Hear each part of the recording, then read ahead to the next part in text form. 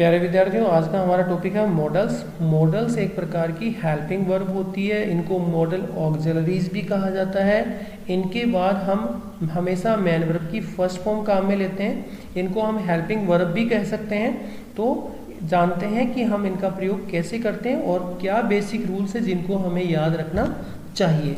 सबसे पहले मैं आपको वाक्य का पैटर्न बता देता हूँ। हम वाक्य जब भी अंग्रेजी में बनाते हैं तो वाक्य का पैटर्न होता है, पहले हम लिखते हैं सब्जेक्ट, उसके बाद हम लिखते हैं वर्ब और उसके बाद हम लिखते हैं, अंत में लिखते हैं हम ऑब्जेक्ट। तो ये जो हम पैटर्न फॉलो करते हैं उसके अंदर मॉडल का प्लेस कौन सा है? मॉडल हमेशा हेल्पिंग वर्ब के स्थान पे काम में लेते हैं। और हेल्पिंग वर्ब कहाँ आती है? मैन वर्ब से पहले। याद कर लीजिए, हेल्पिंग वर्ब मैन वर्ब से पहले आती है। वाक्य का पैटर्न होता है subject, helping verb, man verb और ऑब्जेक्ट। तो मॉडल कहाँ आएगा? हेल्पिंग वर्ब की जगह। तो बहुत आसान है मॉडल्स का प्रयोग करना। सब्जेक्ट के बाद मॉडल वर्ब लगाइए, उसके बाद मैन वर्ब का फर्स्ट फॉर्म लिखिए, उसके बाद ऑब्जेक्ट लिखिए, आपका वाक्य बन जाएगा।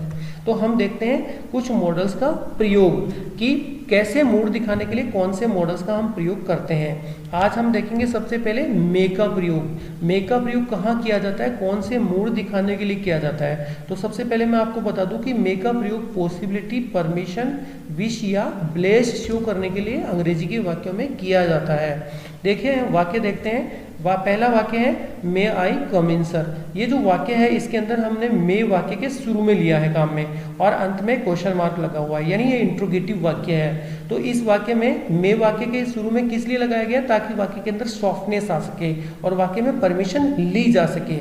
हमेशा याद रखिए, फॉर्मल परमिशन के लिए आप हमेशा किसका प्रयोग करते हैं? मे का प्रयोग करते हैं। और इनफॉर्मल के लिए आप किसका प्रयोग करेंगे? इनफॉर्मल के लिए आप कैन का प्रयोग कर सकते हैं। यानी आप अपने दोस्त, रिश्तेदारों, अपने घर पे जो भी आप परमिशन लेना चाहें तो कैन लगाएं, लेकिन आप स्कूल में या किसी ऑफिस में कोई काम के लिए परमिशन लेना चाहें तो आपको मे का ही यूज करना होता है। दूसरा वाक्य देखिए, अगर आप परमिशन स्वीकृत करते हैं तो बोल सकते हैं यस यू मे। यहाँ पे आपको मे का ही प्रयोग करना है, लेकिन अगर परमिशन अस्वीकृति होती है आपकी तो आप कैन नॉट का प्रयोग करेंगे। मे नॉट का प्रयोग यहाँ पे गलत हो जाएगा। यानी परमिशन अस्वीकृत होने की स्थिति में हम किसका प्रयोग करेंगे? No you can't.